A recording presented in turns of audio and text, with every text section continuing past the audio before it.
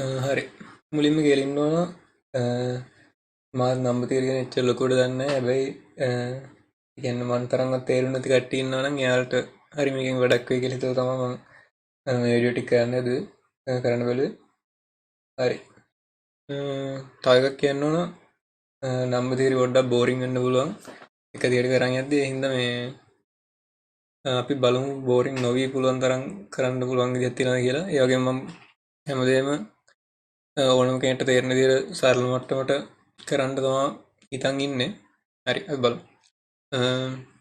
මුලිම කතාරන්න ඕන පාච්චි කරන ඉලක්කන් ජාති මොනද කිය ඒ කියන්නේ අපි එදිනද පාවිච්චි කරන ඉලක්කන් ටිකට තමා අපි ඇතරම කියන්න අපි මකර බෙඩල් පාචි ලක් කියන්නේ පාචි කරන හැම ඉලක්කමට කියන රියල් නම්බස් කිය කියන හැමදැන් පාවිච්චන නෝමල් නම්බස් තෝඩකට රින සංඛ්‍යා තියන පුළුවන් දැන සංඛ්‍යා තියන පුළුවන් බිඳුව ගන්න පුළුවන් ඒවගේම දශම සංඛ්‍යා තියන්නට පුළුවන් එතොට රියල් වලට උදාහරණ ගත්තොත් එහෙම රින ගණන් එතකොට බින්දුව ධන ගණන් එතකොට දශම ගණන් ඔම ඕන එකක් එන්න පුළුවන් රියල් නම්බර්ස් වලට එතකොට ඊළඟට අපි කතා කරන්න ඕන මෙන්න මේ ඕකෙන් දශම කියන කතාව අයින් කරන්න දශම කියන කතාව අයින් කරලා කතා කරොත් අපි යන්නේ ඒවට කියනවා ඉන්ටිජර්ස් කියලා අර රියල් වගේ අපි ඉන්ටිජර්ස් ලකුණු කරන්නේ z ලකුණක හරි එතකොට මේකට අයිති වෙන්නේ ඍණ ඉලක්කම් ඔක්කොමයි ඍණ ඉලක්කම් ඔක්කොමයි ධන ඉලක්කම් ඔක්කොමයි බිඳුවයි ඔක්කොම අයිති වෙනවා හැබැයි මේක දශම සංඛ්‍යා නෑ ඒක තමයි වෙනස රියල් නම්බර්ස් වල ඉන්ටිජර්ස් වලයි වෙනස ඒක තමයි එතකොට ඉන්ටිජර්ස් වල දශම සංඛ්‍යා නෑ ඒ කියන්නේ 1.5 කියන්නේ ඉන්ටිජර් එකක් නෙමෙයි 1 2 3 4 5 6 ඒවා ඉන්ටිජර්ස් ඊට කරනොත් ඉන්ටිජර්ස් හරි ඊළඟට දැන් මේ සෙට් එකෙන් දැන් අපි මේක අපි නිකන් ලිව්වොත් එහෙම මෙහෙම නිකන් අපි මෙන්න මෙහෙම නිකන් පෙන්නුවොත් ඉන්ටිජර්ස් ඔක්කොම ටික මෙහෙම තියෙනවා එතකොට ඕකේ අපි ඉන්ටිජර්ස් ආයෙ දෙකකට බෙදනවා මේවා ඇවිල්ලා ඍණ ඉන්ටිජර්ස් so negative integers බිඳුවෙන් අනිත් පැත්තේ ඒවා positive integers මේවා negative මේවා positive ඊළඟට එතකොට බිඳුවක් තියෙනවා මැද්දේ එතකොට අපිට තව එකක් ගත්ත හැකි n කියලා කියන්නේ non negative integers ඒ කියන්නේ මෙන්න මේ ටික ඇරෙන්න අනිත් ඒවා ඔක්කොම තමයි non negative integers වලට අයිති වෙන්නේ එතකොට ඒකට තියෙන බිඳු 1 2 3 අපි සාමාන්‍යයෙන් හැමදාම පාවිච්චි කරන ඉලක්කම් ඒව ටික තමයි non negative integers වලට අයිති වෙන්නේ n වලට එතකොට ඔය ටික තමයි තියෙන්නේ number types දැනට කතා කරන number theory වලදී හරි ඊළඟට අපි කතා කරමු number types ටික කතා කරා ඊළඟට අපි කතා කරන්න ඕනේ තමයි divisibility එක divisibility භාජනය එහෙම නැත්නම් බෙදීම කියන එක අපි මේ බෙදීම කියන එක මේක අර්ථ දක්වන්නේ මේ number theory වලදී mn කියලා ඉලක්කම් දෙකක් තියෙනවා නම් mn කියලා ඉලක්කම් දෙකක් තියෙනවා නම් ඒ වගේම තව k කියලා ඉන්ටිජර් එකක්. එතකොට මේ k කියන්නේ ඉන්ටිජර් එකක්. k කියන ඉන්ටිජර් එක මෙන්න මෙහෙම ලියන්න පුළුවන් නම් කියන්නේ ඒ ඉන්ටිජර් එක n කියන එකේ ගුණිතයක් විදිහට ලියලා ඒක m ට සමාන වෙනවා. මෙන්න මේක අපි කියනවා n කියන එක m බෙදනවා කියලා. එතකොට මේ බෙදීමේ ලකුණ කෙලින් ඉරක් තමයි අපි ගන්න divisibility එකට. එතකොට m බෙදනවා n. m බෙදනවා n කියන එක තමයි මෙන්න මේකේ තේරුම. එතකොට ඕක අපිට තව විදිහකට පාවිච්චි කරන්න පුළුවන් n m බෙදන්නේ නැත්තම්. n m බෙදන්නේ නැහැ කියලා කියන්නේ මෙන්න මෙහෙම කපලා පාවිච්චි කරනවා. හරි. එතකොට දැන් මේක අපි උදාහරණයක් විදිහට ගත්තොත් එහෙම දැන් m කියන්නේ 6 නම් n කියන්නේ 3 නම් එතකොට k කියන්නේ මොකද්ද 2. දැන් මේ k කියන එක ඉන්ටිජර් එකක් වෙන්න ඕන.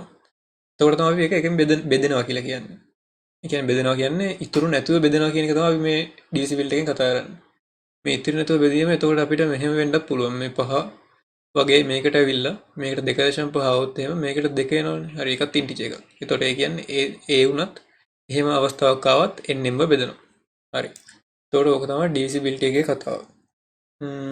එතකොට මෙන්න මේ කැලේ එතකොට අපිට වැදගත් වෙනවා හැම එකේදීම දැන් මෙන්න මේ බෙදනවා කියලා කියන්නේ මෙන්න මෙහෙම බෙදනවා කියන එකෙන් කියන්නේ එහෙම බෙදනවා නම් මෙන්න මෙහෙම k කියලා ඉන්ටිජර් එකක් එක්ක අපිට ඒක ලියන්න පුළුවන් කියන එක. හරි. එතකොට මේ divisibility එකේ අපි properties කීපයක් ගැන කතා කරනවා. මේ ප්‍රොපර්ටිස් ටික ඉතින් හැමෝම දන්න ඒවා ටිකක් ඒක වැඩියෙන් ලොකුට කියන්න ඕනේ හැබැයි මේ ප්‍රොපර්ටිස් ටික ප්‍රූව් කරන්න ඉගෙන ගත්තොත් ඒකේ ප්‍රූෆ්ස් ටික මේ ප්‍රොපර්ටිස් වල ප්‍රූෆ්ස් අපිට තනි එලියකින් ලියන්න පුළුවන්. ඒකට ඒ ප්‍රූෆ් ටික අපිට ඕන වෙනවා ඉස්සරහට නම්බර් තියරියල් ලොකු ප්‍රූෆ් කරනකොට. ඒ හින්දා මේ ප්‍රොපර්ටිස් ටික ගැන කියලාම පටන් ගන්න එක හොඳයි කියලා මම හිතුවා. ඒක ඩීසිබල් ප්‍රොපර්ටිස් වල පළවෙනි එක තමයි රිෆ්ලෙක්සිවිටි ප්‍රොපර්ටි එක. ඒ කියන්නේ ඒක ඇති දෙයක් නෑ. ඒක කියන්නේ x බෙදනවා කියන එක. කියන්නේ x කියන්නේ මොකක් හරි ඉලක්කමක් නම් ඒ ඉලක්කම අනිවාර්යෙන් ඒ ඉලක්කම බෙදනවා කියන එක. මේකට අපි කියනවා රිෆ්ලෙක්සිවිටි ප්‍රොපර්ටි එක. ඔක එතකොට කියන x මේ ඩිවිෂන් කියන එක රිෆ්ලෙක්සිව් කියලා කියනවා. ඒ කියන්නේ x බෙදනවා. ඒ කියන්නේ දැන් x කියන්නේ දෙවරක් 3 කියලා ඉලක්කමක් නම් මේ x කියන්නේ 3 වරක් 2 කියලා ඒ ඉලක්කම නම් ඒ ඉලක්කමෙම බෙදනවා කියන එක තමයි මෙතනදී කියන්නේ. එහෙනම් නැත්නම් සරලව ගත්තොත් 6 කියන එක 6ෙන් බෙදනවා. එකයිනේ උත්තරේ. අන්න ඒක තමයි රිෆ්ලෙක්සිවිටි කියලා කියන්නේ. අපි මේකේ ඉඳන්ම හැම එකෙම ප්‍රූෆ් ටික කරගෙන යමු. ඒ කියන්නේ මම මුලින්ම මේ ප්‍රොපර්ටිස් ටික කියලා ඉන්නම්. අපි ඊට පස්සේ මේ හැම එකම ප්‍රූව් කරගෙන යමු. හරි ප්‍රොපර්ටිස් වල ඊළඟට අපි කියනවා y x ගෙන් බෙදනවා නම් නැත්නම් x y බෙදනවා නම් ඒ වගේම y කියන එක z කියලා තව එකක් බෙදනවා නම් y කියන එක z කියලා තව එකක් බෙදනවා නම් x y බෙදනවා y z බෙදනවා. ඔහොම කරනවා නම් x කියන එක z බෙදනවා. ඔන්න ඔහොම. ඒ කියන්නේ x 2 නම් y 6 නම් එතකොට 6 z 12 නම් 2 කියන එක 12 බෙදනවා. ඔන්න ඔය වගේ දෙයක් තමයි මෙතනදී මේ කියලා තියෙන්නේ. අපි මේ උදාහරණයක් විදිහට ගත්තොත් එක්සැම්පල් එක. ඊළඟට තුන්වෙනි ප්‍රොපර්ටි එක. මම ප්‍රොපර්ටිස් විතරක් කියලා නම් මේ ප්‍රූෆ් වලට යන්න කලින්. හරි. ඊළඟ ප්‍රොපර්ටි එක. ඊළඟ ප්‍රොපර්ටි එකට අයිති වෙන්නේ x y බෙදනවා නම් ඒ වගේම y අසමාන බිඳුව. හරිද? y අසමාන බිඳුව. එතකොට අපිට කිව්ව හැකි මේ x කියන අගය y කියන අගයට වඩා කුඩයි එහෙම නැත්නම් සමානයි කියලා. හරි. ඒ කියන්නේ දැන් උදාහරණයක් ගත්තොත් x 2 නම් y 6 නම් එතකොට හරි y සමාන බිඳුවනේ. එතකොට 2 කියන එක 6ට වඩා පොඩි කියන එක. ඔකෙත් අපි ප්‍රූෆ් එක ගමු. ඇත්ත කතාව ඉතින් ඩිවයිස් එකක් කොහොමද පොඩි වෙන්න බෑ අපි ඒක බෙදෙන ඉලක්කමට වඩා. එහෙම නැත්නම් ඒකට සමාන වෙන්න ඕන. ඒ කියන්නේ 6 6 නුත් බෙදෙනවා. ඒ වගේම 6 දෙකත් බෙදෙනවා. ඒතකොට ඒ කියන්නේ එක්ක සමානයි එහෙම නැත්නම් පොඩි. හරි අපි ඔය ප්‍රූෆ් කරමු. එතකොට ඊට වඩා තේරෙයි. ඊළඟ ප්‍රොපර්ටි එක තමයි x y බෙදනවා නම්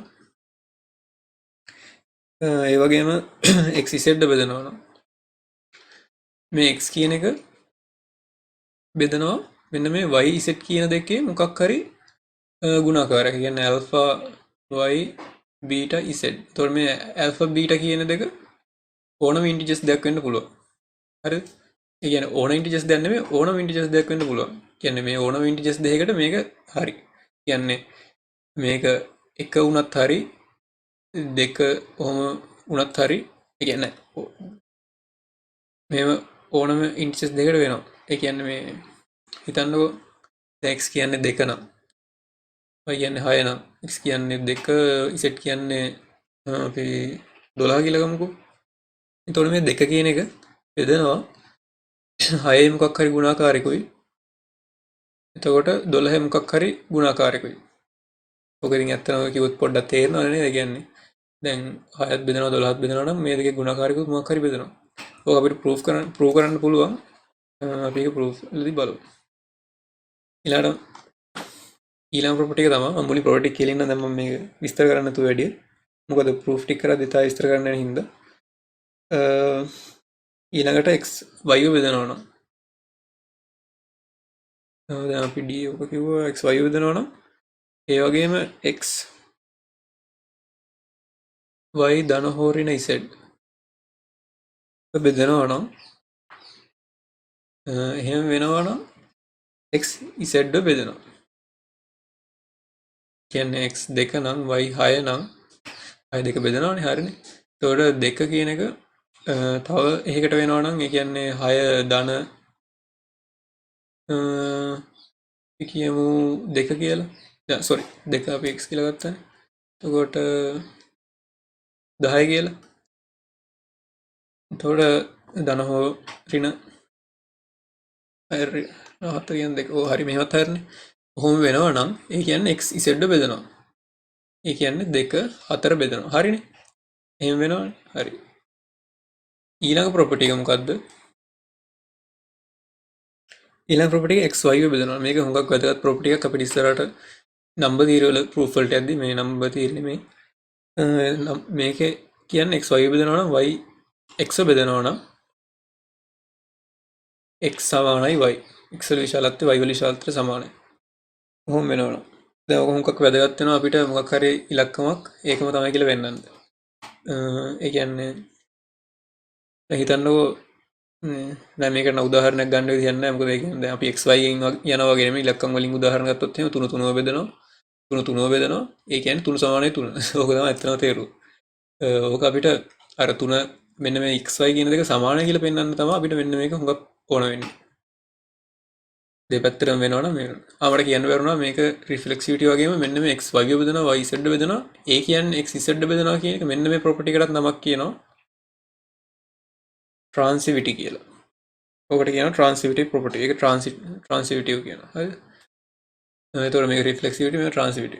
අන්න මේ දෙක තමයි මේ පළවෙනි ප්‍රොපර්ටිස් දෙකේ නම් දෙක. හරිද? මට ඒක මුලින් කියන්න බැරි වුණා. හරි. එතකොට ওই ටික තියෙනවා. තව එකක් තියෙනවා.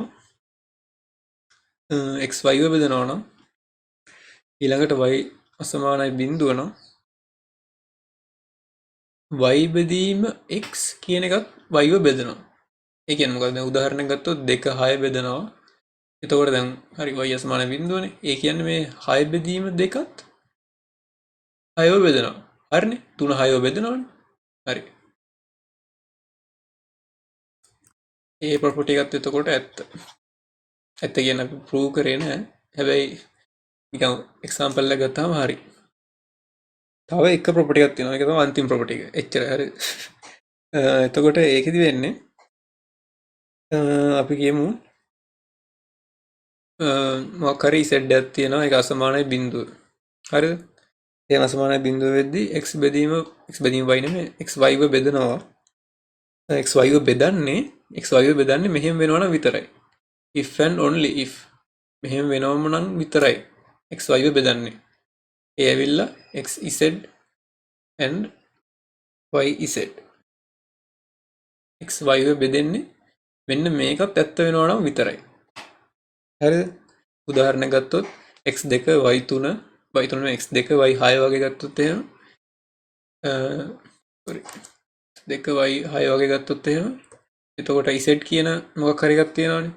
අන්න ඒක සමාන ඒ කියන්නේ ඒක මොකක් ඕනම z එකකට ඒක හරියන්න ඕන. එතකොට දෙවරක් 3 නම් දෙවරක් 3 නම් ඕකත් බෙදෙන්න ඕන. ඉතින් කතාව ඉතින් එච්චර ලොකු දෙයක් නෙවෙයි නේ. කියන්නේ කොහොමද මේක මේකෙන් බෙදෙන හින්දා එහෙම වෙන්න බෑ. හරි එමුණට අපිට ඒක ඔප්පු කරන්න පුළුවන් එහෙම වෙනවා කියලා. හරි. දැන් ওই ටික තමයි ප්‍රොපර්ටිස් ටික.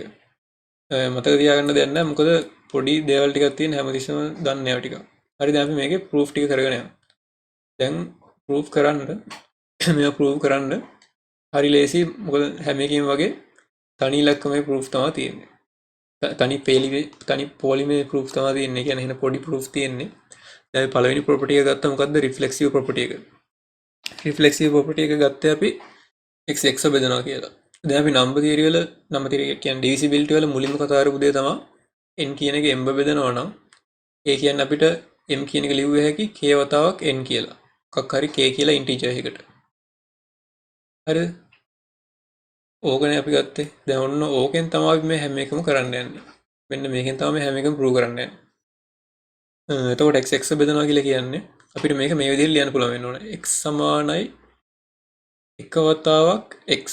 හරිනේ? හරි ඒක මේකට මේව වෙනවා. ඒ කියන්නේ හරි. එතකොට ඒ කියන්නේ අපේ මේ කියලා තියෙන කතාව ඇත්ත. x බෙදනවා කියන කතාව ඇත්ත. ඊළඟ b වලට ගියාම b වල අපි කතා කරේ මොකද? x y බෙදනවා y z බෙදනවා. ඒ කියන්නේ x z බෙදනවා කියලා. හරි. ඕකත් අපි ප්‍රූව් කරමු මේකෙන්ම. එතකොට y කියන එක අපිට kx කියලා ලියුව හැකි. මම k1 කියලා දාගන්නම්. ඊළඟට z කියන එක අපිට ලියුව හැකි. එතකොට a2 වතාවක් y කියලා. මේකෙන් මම ගන්න ඔක්කොම ටික.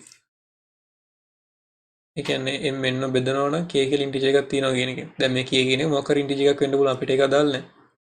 හරි. දැන් ඒකට අපිට මෙහෙම දෙකක් ලියා ගන්න පුළුවන්. පොඩ්ඩක් පැහැදිලි මදිනේ. එතකොට z කියන එක අපිට ලියුව හැකි k2 වතාවක් y. හරිනේ. එතකොට y කියන එක k වතාවක් x. z කියන එක k2 වතාවක් y. එතකොට දැන් අපිට මේක දැන් මේ y කියන තැනට මෙන්න මේක ආදේශ කරොත් එහෙම අපිට ලියුව හැකි z සමානයි k2 වතාවක් y කියන්නේ මොකක්ද k1 වතාවක් x. හරිනේ. දැන් k1 ගුණ කිරීම k2 කියන්නේ k1 උත් ඉන්ටිජර් එකක් k2 උත් ඉන්ටිජර් එකක්. ඉන්ටිජර් දෙක ගුණිතය අනිවාර්යෙන් ඉන්ටිජර් එකක්. එතකොට අපිට කිව්ව හැකි මේ z කියන එක දැන් ආයේ මේක තෘප්ත කරනවා. ඒ කියන්නේ මොකද්ද? ඒ කියන්නේ x z බෙදනවා කියන එක. මේ මේක මේකට මේ වෙනවා. ඒ කියන්නේ මෙහෙම මෙහෙම. ඒ කියන්නේ n බෙදීම කියන්නේ x බෙදනවා z. හරි. එතකොට ඒකේ ප්‍රූෆ් එක ගන්න එහෙම. ඒකෙන් අපිට කිව්ව හැකි x z බෙදනවා කියන්නේ. හරි. ඊළඟට තුන්වෙනි එක. මම හිතනවා තේරෙන්න ඇති කියලා මොකද්ද කිව්වේ කියලා. මෙන්න මේ ඉන්ටිජර් එක කතාවක් අරක කියන්න පුළුවන් කියන්නේ බෙදනවා කියන එකනේ මෙන්න මේක. ඕකෙන් තමයි මේකම ප්‍රූව් කරන්නේ. හරි. ඊළඟට අපි කිව්වේ දැන් මේක මොකද්ද අපි ඔප්පු කරේ රිෆ්ලෙක්සිවිටි එක. මේ ඔප්පු කරේ ට්‍රාන්සිවිටි එක. ඊළඟ ඒවට නම් නැහැ. ඊළඟ ඒවා ඇවිල්ලා x y බෙදනවා නම් y අසමානයි බිඳුව වෙද්දි x පොඩි කියන එක y ට වඩා. x වල විශාලත්වය y ට වඩා පොඩි එහෙම නැත්නම් සමානයි කියන එක. දැන් ඕක ඔප්පු කරන්න අපිට ලියුව හැකි x y බෙදනවා කියන එක අපිට ලියුව හැකිනේ y සමානයි kx කියලා. ඊළඟට දැන් අපිට කිව්ව හැකි දැන් මේ kx කියන එක දැන් y අසමානයි බිඳුව කියලා දීලා තියෙනවානේ. ඒ කියන්නේ y විශාලයි හෝ සමානයි 1 නේද? y සමානයි බිඳුව කියලා කියන්නේ y විශාලයි හෝ සමානයි 1. එතකොට y විශාලයි හෝ සමානයි 1 කියලා කියන්නේ k විශාලයි හෝ සමානයි 1. මොකද එහෙම නැතුව k බිඳුව වුණොත් එහෙනම් y බිඳුව වෙනවනේ. y සමානයි බිඳුව. හරි. ඒ හින්දා අපිට කිව්ව හැකි k එකට වඩා ලොකුයි කියලා. ඊළඟට අපිට කිව්ව හැකි මෙන්න මේ k එකට වඩා ලොකු නම් අපිට කිව්ව හැකි දැන් y සමානයි kx කියන එක y සමානයි kx කියන එක මෙන්න මේ විශාලත්වය මම ගන්න මොකද අතන ඍණ එකක් වෙන්න පුළුවන්. හරි. මේ විශාලත්වය එතකොට දැන් ලොකුයි x ට වඩා මොකද k කියන එක එකට වඩා ලොකුයි. ඒ කියන්නේ එක වතාවක් මොකක් හරි එකක් තමයි මෙන්න මේ විශාලත්වය kx කියන. එතකොට ඒක අනිවාර්යෙන් x කියන එකට වඩා ලොකුයිනේ. හරිද? ඒකෙන් අපිට ලියන්න පුළුවන්. එතකොට මෙන්න මේක සමාන කිරීම තියෙනවනේ kx සමානනේ y ට y ගේ විශාලත්වය. එතකොට මෙන්න මෙහෙම x ට. x වතාව k කියන එක එක්ක සමාන වෙන්න පුළුවන්. එහෙම නැත්නම් අනිවාර්යෙන් විශාලයි. ඔය කතාව ඇත්තේ ඒ කියන්නේ දැන් 6 කියන එක 6 කියන එකේ අපි ඒව ගැන වැඩි යන්න ඕනේ. ඒ කියන්නේ 6 කියන එක 3 වතාවක් 2 කියලා ලියුවේ හැකියි. එතකොට මේ ෆැක්ටර්ස් අනිවාර්යෙන් මේකට වඩා පොඩි එහෙම නැත්නම් සමානයි. ඒ කියන්නේ 6 කියන එක 6 කියලා ලියන්න පුළුවන්. එහෙම නැත්නම් ෆැක්ටර්ස් වලින් ලියන්න පුළුවන්. ෆැක්ටර්ස් අනිවාර්යෙන් එක්ක පොඩි නැත්නම් සමානයි. හරි. ඒකේ ප්‍රූෆ් එක තමයි මේක. මෙහෙම k එකට වඩා ලොකුයි කියලා අරගෙන මෙහෙම පෙන්නනවා. ඔය මතක තියාගන්න දෙයක් නැහැ. පොඩි දේවල් ටිකක් තියෙන්නේ. ඊළඟට අපි ගත්තේ මොකද්ද? x y බෙදනවා නම්. ඊළඟට ගත්තා y බෙදනවා නම් x z බෙදනවා නම් x y බෙදනවා ඒ වගේම x z වත් බෙදනවා නම් x බෙදනවා මෙන්න මේ y z වල මොකක් හරි ගුණාකාරයක්. ඉන්ටිජර් වල ගුණාකාරයක්. හරි. ඕක ඔප්පු කරන්න අපිට ලියුව හැකි මෙතන y බෙදීම y x y කින් බෙදනවා කියන y x කින් බෙදනවා කියන එක sorry මෙහෙම ලියුව හැකි y සමානයි k එක x.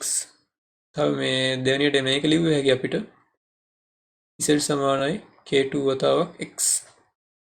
ඊළඟට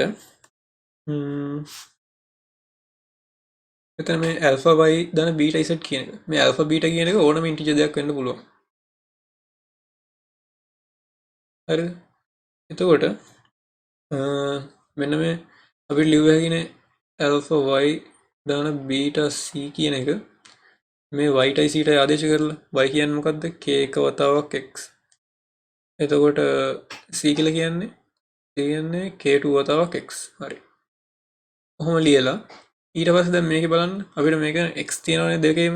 x පොදුවට ගත්ත එක. එතකොට ලියුව හැකි alpha k1 ධන beta k2 කියලා. හරි. දැන් මේකෙන් ඔප්පු වෙන්නේ මොකද්ද? දැන් මේ ලියුවේ alpha y ධන beta c නේ.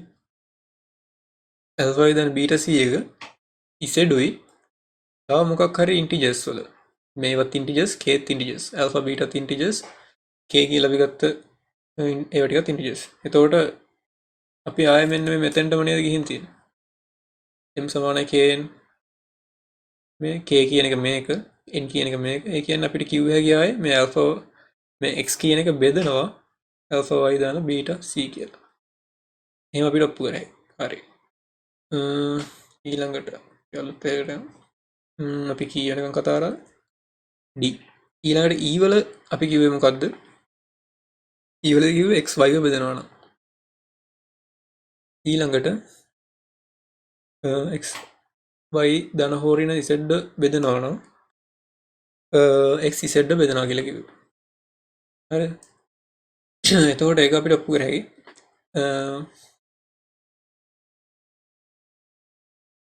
මම හිතනවා මේ බෝරින් වෙගෙන යන්නේ නැතුවද කියලා මේ ටික විතරයි මෙහෙම දිගට කරගෙන යන්නේ. හින්ද වැඩි ගණන් ගන්න එපා. ඒ කියන්නේ මේක නිකන් අහන් ඉන්න බොරුවට කරන්න යන්න එපා. ඇති දෙයක් නැහැ මේ ඕන පොඩි කෙනෙක්ට කරහැකි මේවා ටික. මේ නම්බර් තීරය වලට අදාළ ටිකක් නෙමෙයි කියන්නේ උනාට හැබැයි අදාළ වෙනවා ඉස්සරහදී. හරි.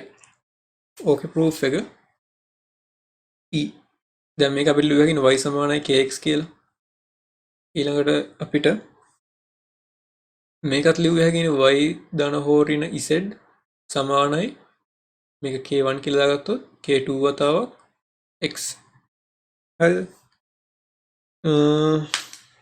ඊළඟට අපිට ලියුවා හැකි මේ z කියන එක. මේ ධන හෝරින z සමානයි k2x ඍණ y කියලා දාගත්තා නේ. වැරද්දක් කරේ නැහැ.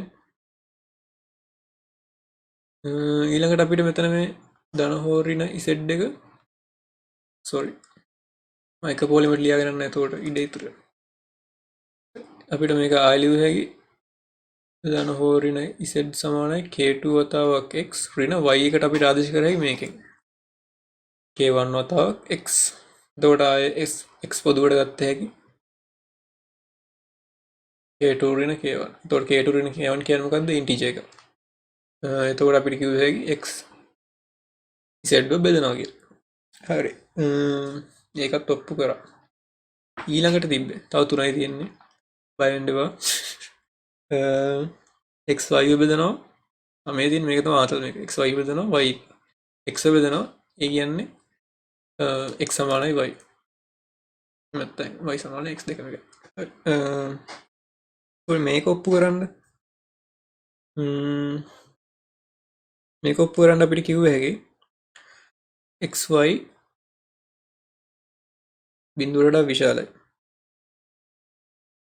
sorry බිඳුවට වඩා විශාලයි. අසමානයි බිඳුව. හරිද? xy බිඳුව වෙන්න බෑනේ. එහෙම වුණොත් එහෙම මේ අනන්තයට යන තියෙන්නක් තියෙනවනේ. ඒ කියන්නේ අනන්තයට යනවා නෙමෙයි. බිඳුවෙන් බෙදීම අපි අර්ථකථනය කරන්නේ. හරි. එතකොට ඒ දෙක බිඳුවට අසමානයි. ඊළඟට අපිට කිව්ව හැකි අපි ඔප්පු කරේ කීයෙන්ද a වල නෙමෙයි c වලදී ඔප්පු කරානේ අර ඩිවයිස් එකක් ඒක අපි බෙදන එකට වඩා පොඩි කියලා ඔප්පු කරේ එකක්. අන්න ඒකෙන් අපිට කියන්න පුළුවන් y විශාලයි x ට වඩා කියලා. විශාලත්වය. හරිද? මොකද මෙන්න මෙහෙම බෙදනවා කියලා කියන්නේ y x ට වඩා විශාලයි. හෝ සමානයි. හරිද? ඊළඟට මේකෙන් අපිට කියන්න පුළුවන් නේද ඒකෙම අනිත් පැත්ත. x විශාලයි හෝ සමානයි y. දැන් මේක අර මොකක්ද අර සෑන්ඩ්විච් රූල් එක වගේ එකක් තියෙන. අන්න මැද්ද සෑන්ඩ්විච් වෙලා තියෙනකොට ඒක සමාන වෙනවා කියන එක. ඒක සාමාන්‍යයෙන් ඒ කියන්නේ සාමාන්‍ය ප්‍රූෆ් එකක් නෑ. ඒ කියන්නේ මොකක් හරි එකක් විශාලයි කුඩයි දෙකම තියෙනකොට ඒක සමානයි කියලා අපි කියන්නේ. අන්න ඒකෙන් තමයි දැන් මේ ප්‍රූෆ් එක ගන්නෙ. දැන් මේකේ මේ දෙපැත්තම තියෙනවා. විශාලයි ඒ වගේම කුඩයි සමාන වෙන්නත් පුළුවන්. ඔය තුනම තියෙනවා කියලා කියන්නේ x සමානයි y අනිවාර්යයෙන්. විශාලයි හෝ විශාලත් වෙනවා පොඩිත් වෙනවා කියන්නේ x සමානයි y. ඒක විතරයි තියෙන්න පුළුවන් එකම අවස්ථාව. අන්න ඒකෙන් තමයි අපි ඒකවල ඔප්පු කරන්නේ මෙන්න මේක සමාන වෙනවා කියලා. හරිද? හරි ඒකේ ප්‍රූෆ් එකත් හරි. ඊළඟට තව දෙකයි තියෙන්නේ. G එක ගත්තා අපි මොකද්ද ප්‍රොපර්ටි එක මේකත් හුඟක් වැදගත් ප්‍රොපර්ටි එකක් y හරි එතකොට අපි දැන් මේක ලියාගත්ත හැකි නේද අර පරණ සිස්ටම් එකටම y සමානයි kx කියලා ලියුව හැකිනේ. කොහොම ලිව්වහම අපිට ආයේ ලියුව හැකි k සමානයි y බෙදීම x කියලා.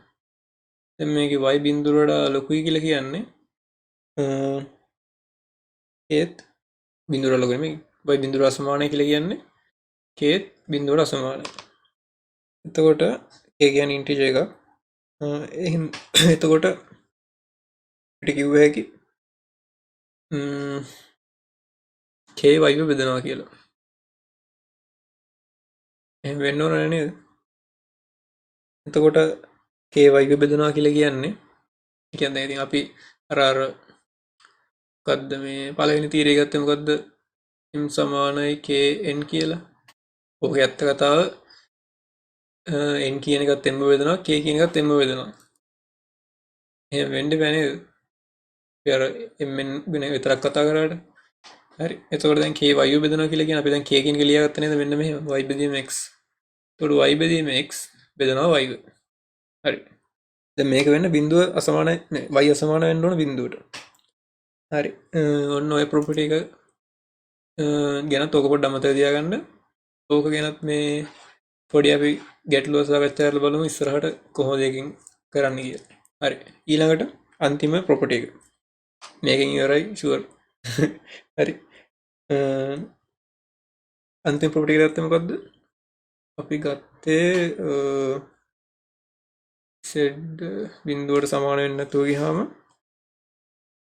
x y බෙදන්නේ if and only if මෙහෙම වෙනවා නම් විතරමයි x z y z ඔන්න ඕක. කොහොම වෙනවා නම් විතරමයි මේකට මෙහෙම වෙන්නේ. හරි. එතකොට මේ if and only if කියන එක දැම්මහම අපි ඉස්සරහට පස්සට දෙකටම proof එක පෙන්වන්න ඕන.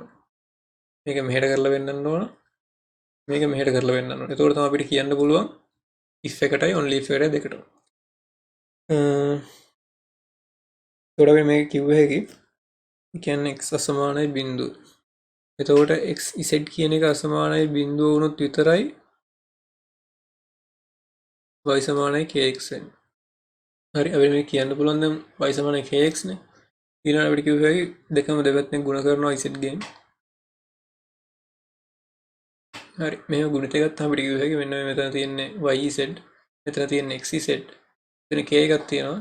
ඒ කියන්නේ xz බෙදනවා yz. හරිනේ. ඒක ඔප්පු කරා. අර if and only if කතාව ගන්න මෙන්න මේ මෙහෙම බිඳුවට අසමාන වුණොත් විතරයි කියන එක. ඒක ගැන වැඩි හිතන්න යන්න එපා. කොහොම හරි මේ විදිහට අපිට ගත්තයි proof එක. හරි. දැන් ඔය ටික තමයි properties වල proof ටික. දැන් ඔය properties ටික මතක තියාගන්න දෙයක් නැහැ නේ අතරම මේ කියන්නේ. කොහොමද දන්නේ ඒවා ටිකන්නේ? x සමාන x කියලා ඕන කෙනෙක් දන්නවා. ඒ වගේ තමයි දැන් මේ 8 නෙමෙයි sorry g property එක තියෙන්නේ. මෙන්න මේ property එක. ඒ කියන්නේ මෙන්න මේක. ඔන්න ඕක ගැන තව චුට්ටක් කතා කරනවා හිතුවා.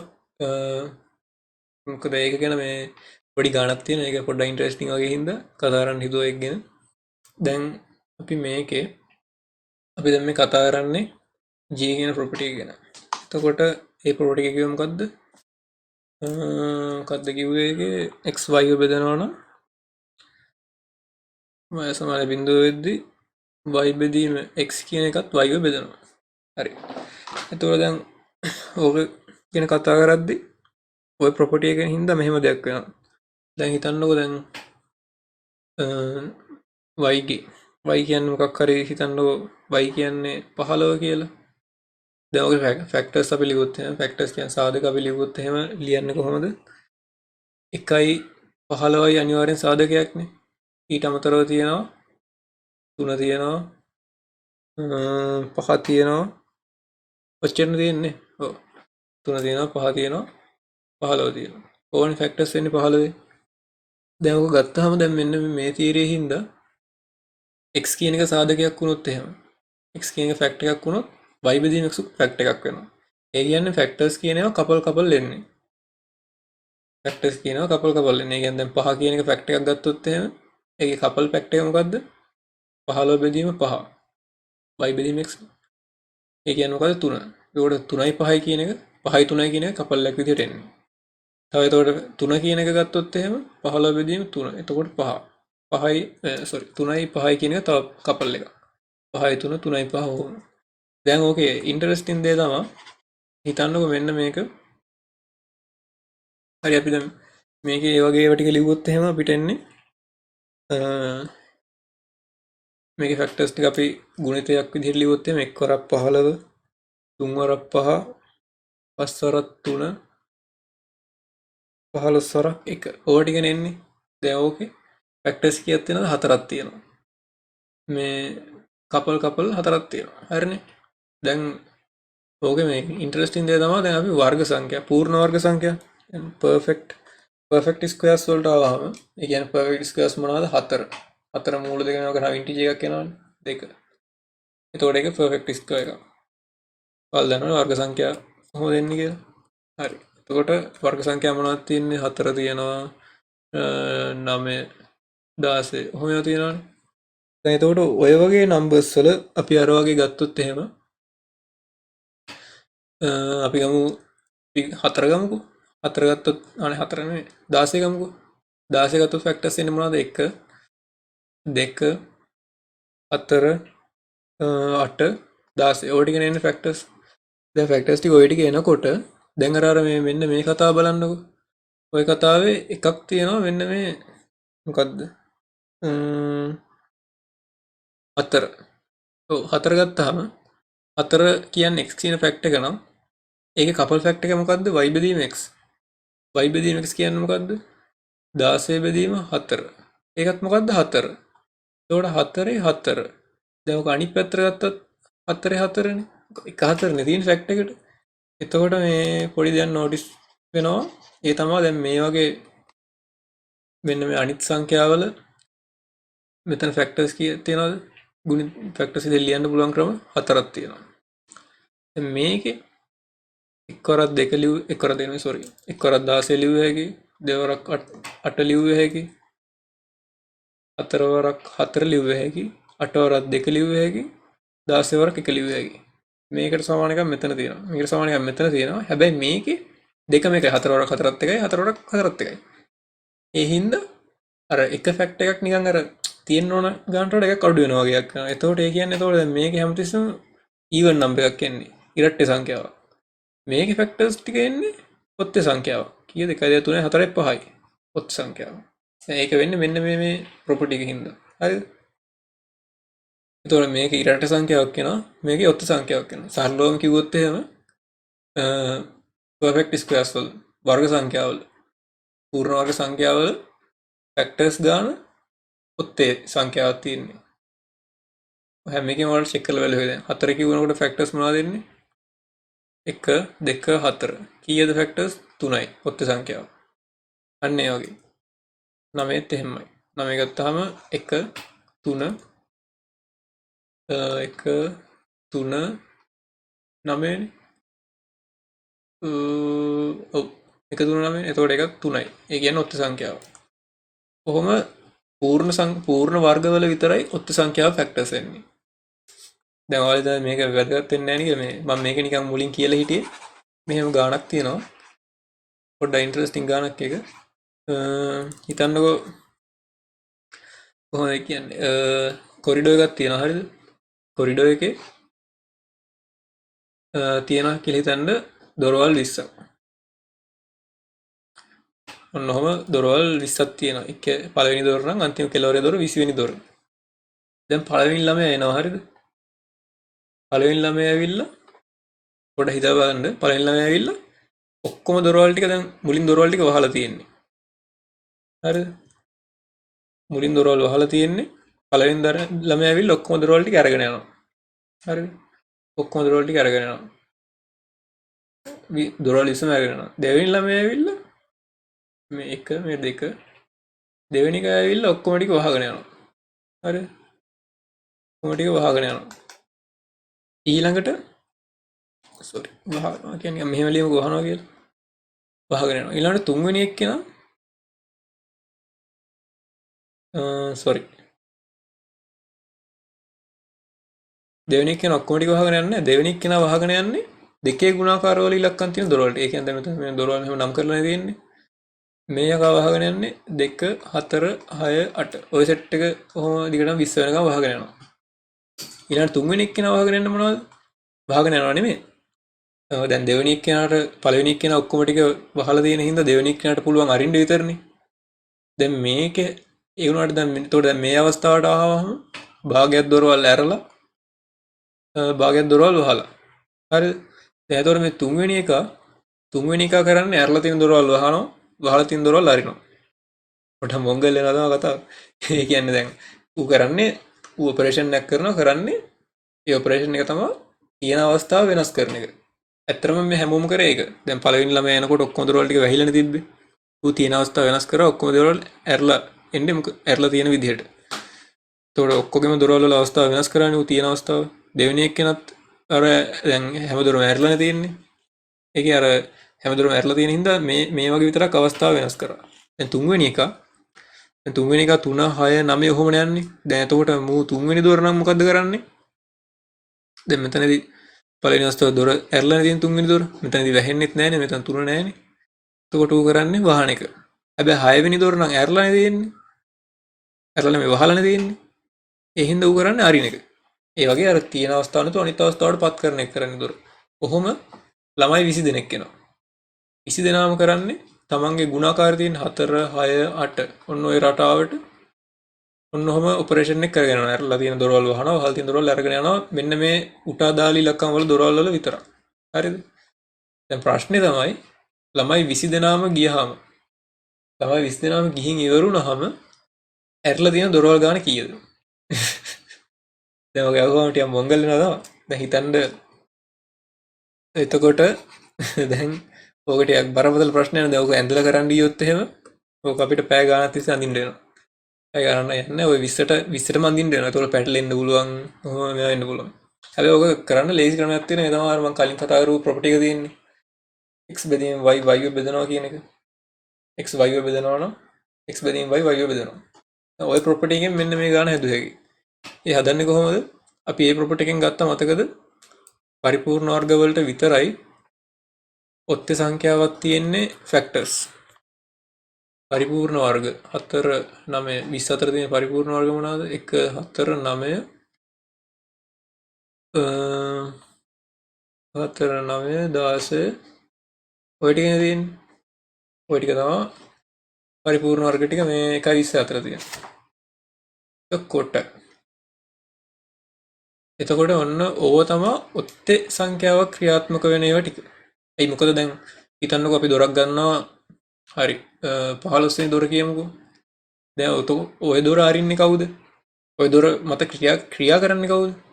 ඔය දොර මත ක්‍රියා කරන්නේ එක අනිවාර්යෙන් ක්‍රියා කරනවා. ඔක්කොම දොරවල් මත ක්‍රියා කරනවානේ. එකේ ඒවනේ ඔක්කොම දොරවල් ටික. ඊට පස්සේ දෙක ක්‍රියා කරන්නේ නැහැ ඌ මත. ඌ දෙකේ ගුණාකාර නෙවෙයිනේ 15. ඒතකොට ගුණාකාර වෙන ඒවා ටික විතරයි. දැන් 3 ක්‍රියා කරනවා. 3 කියන්නේ 15 ෆැක්ට් එකක්නේ. ඒතකොට තුන්වෙනි එක 15 වෙනි දොරට මොනවා හරි කරනවා. එක්ක කරනවා නැත්නම් වහනවා. තියෙන අවස්ථාව වෙනස් කරනවා. හරි. දැන් එතකොට මේ දොරවල් වල ඉරට්ට සංඛ්‍යාවක් මේක ක්‍රියාත්මක වෙලා තියෙනවා නම් මොකක්ද වෙන්නේ? දැන් මුලින්ම වහලානේ තිබ්බ ඔක්කොම දොරවල් ටික. ඉරට්ට සංඛ්‍යාවක් කියන්නේ 1 3 එකපාරක් ඔපරේෂන් එක කරනවා නම් 3 පාරක් ඔපරේෂන් එක කරනවා නම් එතකොට එකපාරක් කරනවා කියන මොකද්ද? ඇරලා තියෙන්නේ. 3 පාරක් කරනවා කියන්නේත් ඇරලා තියෙන්නේ. ඔත්තේ සංඛ්‍යාවක් මේක මත ක්‍රියාත්මක වෙනවා නම් ඒ කියන්නේ දොරවල් ටික ඇරලා තියෙන්නේ. මං හිතනවා තේරෙන්නේ නැති කියලා කිව්වේ ටික. ඒ කියන්නේ මේ දොර මත ඔත්තේ සංඛ්‍යාවක් ළමයි ක්‍රියාත්මක වෙලා තියෙනවා නම් මේ දොරට ඔත්තේ සංඛ්‍යාවක් ළමයි මොකක් හරි කරලා තියෙනවා නම් මේ දොරට එහෙම කරලා තියෙනවා නම් ඔත්තේ සංඛ්‍යාවක් කරලා තියෙනවා නම් තමයි දොර ඇරලා තියෙන්නේ. ඉරට්ට සංඛ්‍යාවක් මේ දොර මත ක්‍රියාත්මක වෙලා නම් ඒක වැහිලා තියෙන්නේ. මොකද මේ ඔත්තේ සංඛ්‍යාවක් ක්‍රියාත්මක වුණා කියන්නේ දැන් පළවෙනි පාර වුණාම ඇරෙනවා, දෙවෙනි පාර වැහෙනවා, තුන්වෙනි පාර ඇරෙනවා, හතරවෙනි පාර වැහෙනවා මේ දෙවෙනි පාර මේ හතරවෙනි පාර. ඒතකොට ඉරට්ට සංඛ්‍යාව වල ටික වැහිලා තියෙන්නේ. ඔත්තේ ටික විතර ඇරලා තියෙන්නේ. දැන් දොරක් මත ඔත්තේ සංඛ්‍යාවක් ක්‍රියාත්මක වෙන්න දොරක් මත ඔත්තේ සංඛ්‍යාවක් ක්‍රියාත්මක වෙන්න ඒකේ ෆැක්ටර්ස් ගන්න ඔත්තේ සංඛ්‍යාවක් වෙන්න බෑ. නේද? එතකොට මේ 1යි 20යි අතර ෆැක්ටර්ස් ඔත්තු සංඛ්‍යාවක් තියෙන මොනවාගේද? මම කලින් කිව්වා ෆැක්ටර්ස් ඔත්තු සංඛ්‍යාව තියෙන්නේ පූර්ණ වර්ගවල විතරයි. එතකොට 1යි 20යි අතර පූර්ණ වර්ග තියෙන්නේ මෙන්න මේ ටික විතරයි. එතකොට ඔන්න ඔය නම්බර්ස් වලට අදාළ දොරවල් මත විතරයි ළමයි ඔත්තේ ගානක් ක්‍රියාත්මක වෙලා තියෙන්නේ. එතකොට ඒ දොරවල් ටික විතරයි ඇරලා තියෙන්නේ. ඉතින් අපි ලේසියෙන් කියන්න පුළුවන් ඇරලා තියෙන දොරවල් ගාන කීයද? 4යි. හරිද? ඔන්න ඕක තමයි කතාව. ඒ කියන්නේ ප්‍රශ්නේ හදන හැටි. හරි. හරි. අපි ඊළඟට කරන්න යන්නේ ඩිවිෂන් ඇල්ගොරිතම් එක ගැන. ඩිවිෂන් ඇල්ගොරිතම් එක තේරුම් ගන්න ඕක ලේසි. හැබැයි ඒකේ ප්‍රූෆ් එක නම් ටිකක් සරල ප්‍රූෆ් එකක් නෙමෙයි තියෙන්නේ. ඩිවිෂන් ඇල්ගොරිතම් එක මොකක්ද කියලා කිව්වොත් එහෙම ඩිවිෂන් ඇල්ගොරිතම් එක කියන්නේ A and B numbers දෙකක් තියෙනවා සහ මේ B කියන එක බිඳුවට වඩා ලොකු වෙනවා. එයාලා කියනවලු there exist unique integers. ඒ කියන්නේ මේක මේ unique කියන්නේ A integers දෙක විතරමයි තියෙන්නේ. ඒ කියන්නේ Q and R කියලා integers දෙකක් තියෙනවලු මෙන්න මේ විදිහට වැඩ කරන. ඒ කියන්නේ A සමානයි BQ ධන R කියලා. ඉලක්කම් දෙකක් ගත්තොත් A and B කියලා. 6 3. හරි B ලොකු වෙන බිඳුවට වඩා. හරි. ඕක අරගෙන බලමු අපි. 6 3 ගත්තොත් එහෙම A 6 නම් B 3 Q ධන R. එතකොට 6 කියන්නේ 3 වරක් 2නේ. එතකොට Q කියන්නේ 2 R කියන්නේ බිඳුව. දැන් මේ අවස්ථාවේදී නම් 3 6ව බෙදෙනවා. දැන් ඊළඟට බලමු බෙදන්න නැති අවස්ථාවක් අරගෙන බලමු. අපි ගත්තොත් එහෙම A කියන්නේ 5 B කියන්නේ 3 කියලා. එතකොට A කියලා කියන්නේ 5 3යි Q ධන R. එතකොට 5 3ෙන් බෙදුවම 3 වරක් 1යි 3යි 2ක් ඉතුරුයි.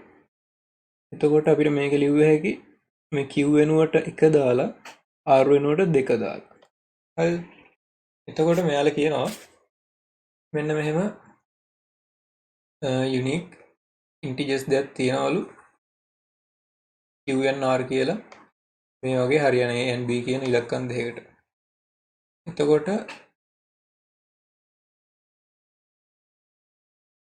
මෙයා තව එකක් කියනවා කියන අනිත් එක තමයි මෙහෙම තියෙනකොට මේ ඇල්ගොරිතම් එකේදී අපි අර R කියලා ගන්න එක R විශාල වෙනවා හෝ සමාන වෙනවා බිඳුවට කුඩා වෙනවා අපි A කියලා ගන්න එකට. හරිද? එතකොට sorry අපි A කියලා නෙමෙයි අපි B කියලා ගන්න එකට. ඔව්. දැන් අපි B කියලා ගන්න එකට R පොඩි වෙනවා. ඒ වගේම බිඳුවට වඩා R විශාලයි හෝ සමානයි. දැන් R බිඳුවට සමාන වෙන අවස්ථාව තමයි මෙන්න මේ 6 3 කියලා අපි ගත්ත අවස්ථාව තියෙන්නේ. ඒ වගේ හරියටම ඩිවයිඩ් වෙන අවස්ථාවකදී R බිඳුවට සමාන වෙනවා. ඉතිරියක් නැහැ. එතකොට දැන් මේ Q and R කියන දෙක අපි කියනවා Q වලට quotient කියලා.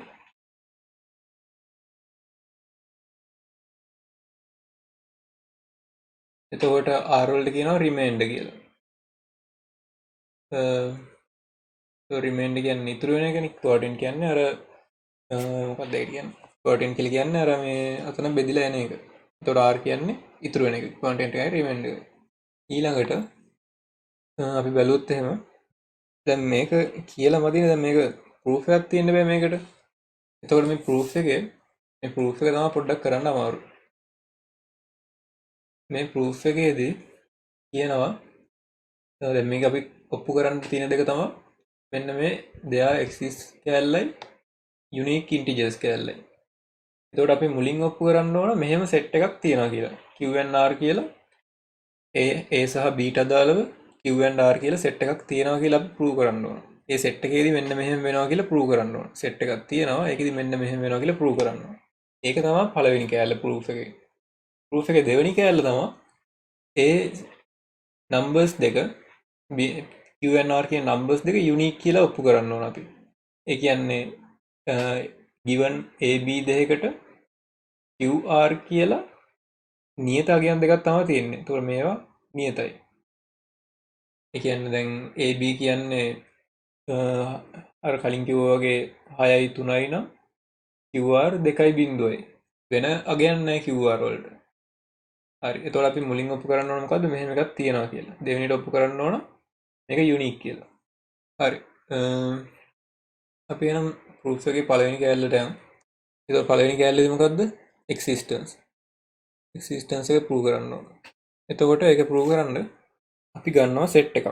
set එකක් කියලා කියන්නේ අපි set එකක් ගන්නවා ඉලක්කම් set එකක්. කියන අපි set එකක් define කරනවා මෙහෙම. දැන් අපි කලින් කිව්වේ මොකද්ද මේ division algorithm එකේදී කිව්වේ a සමානයි bq ධන r විදිහට set එකක් පවතිනවා. ඒ set එකේදී බිඳුවට වඩා r ලොකුයි b ට වඩා කුඩයි. හරි. එතකොට දැන් අපි මේ set එක අපි ලියා ගන්නවා. දැන් හිතන්නකෝ මේ r කියන එකට තමයි දැන් මේක ඔප්පු කරන්න යන්නේ. එතකොට r ගත්තොත් එහෙම a ඍණ b කියුනේ. මෙන්න මේ set එක ලියාගත්තා නම් අපිට මේ proof එක කර හැකියි. මොකද දැන් අපි දැන් ලියාගත්තොත් එහෙම a ඍණ b කියලා set එකක්. ඒ set එක sorry a ඍණ b නෙමෙයි. q කියන්නේ අපි අර මොකක් හරි එක අවස්ථාවන්නේ අපි set එකක් නේ define කරන්නේ. එතකොට අපි මේක k කියලා අගයක් දාගන්නවා. k කියන්නේ මොකක් හරි integer එකක්. එතකොට මේ set එක define කරනවා මේ k කියන්නේ integer එකක් කියලා. ඔහොම කියලා අපි තව කැලලක් කියන්න ඕන මෙන්න මේ set එක මේකදී අපි තව කැලලක් දාන්න ඕන මට ඒක අමතක වුණා. මේක වෙනවා වගේම මේ a ඍණ bk කියන එක බිඳුවට වඩා විශාල හෝ සමානයි. හරි. ඒ වගේම තමා x මේක අයිති වෙනවා integer වලට. sorry x නෙමෙයි. ඊටත් මොකද්ද k. k අයිති integer එකකට. හරි අපි දැන් බලමු මේකේ මොකද්ද කියන්නේ කියලා. a ඍණ bk කියලා set එකක් තියෙනවා. given ab ඉලක්කම් දෙකකට a ඍණ bk කියලා set එකක් තියෙනවා. a ඍණ bk කියලා set එකක් define කරනවා. a ඍණ bk කියන set එක බිඳුවට වඩා විශාලයි හෝ සමානයි. ඒ වගේම මේ k කියන අගය integer එකක්. හරි. එතකොට දැන් එතකොට මේක තමයි set එක. දැන් අපි prove කරන්න ඕන මේක මේ set එකේදී මෙන්න මේක වෙනවා කියලා. හරිද? දැන් එතකොට ඕක prove කරන්න තියෙනවා දෙයක් දැනගෙන ඉන්න ඕන. දැන් හුඟක් අය දන්නේ නැතුව ඉතින් තියෙනවා well ordering principle කියලා එකක්. well ordering principle. ඒක බය වෙන්න එපා ඇති දෙයක් නෑ මේකේ. well ordering principle එකේදී කියන්නේ